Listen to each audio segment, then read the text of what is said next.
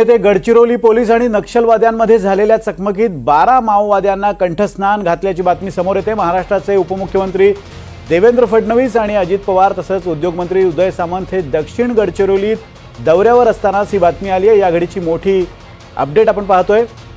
पोलिसांच्या या कामगिरीबद्दल देवेंद्र फडणवीसांनी 51 लाखांचं बक्षीस गडचिरोली पोलिसांना जाहीर केलंय।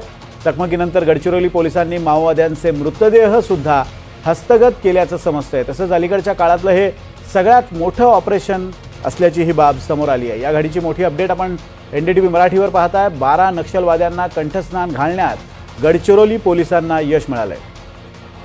नरेश सहारे आपले प्रतिनिधी आपल्या सोबत आहेत। नरेश, काय अपडेट्स आहेत? कुठे झाली ही नेमकी चकमक आणि पुढचे अपडेट्स काय आहेत? विनोद, आज गडचिरोली जिल्ह्यातील काही दक्षिण गडचिरोलीमध्ये आज सकाळी 10 वाजतापासून नक्षल चकमक होती आणि यात 12 माओवाद्यांना गडचिरोली पोलिसांनी कंठस्नान घालण्यात यश मिळालेलं आहे।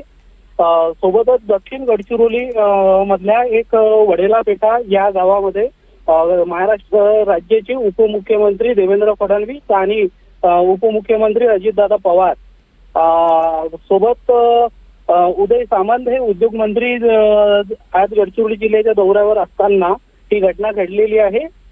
गडचिरोली पोलिसांसोबत जी घटना घडलेली आहे त्या घटनेमध्ये 12 माओवाद्यांचे मृतदेह सापडले आहेत आणि सोबत AK-47, 2 इंचा 1 बाईन आणि एक SLR सह 7 ऑटोमोटिव्ह शस्त्रे सुद्धा जप्त करण्यात आलेली आहे।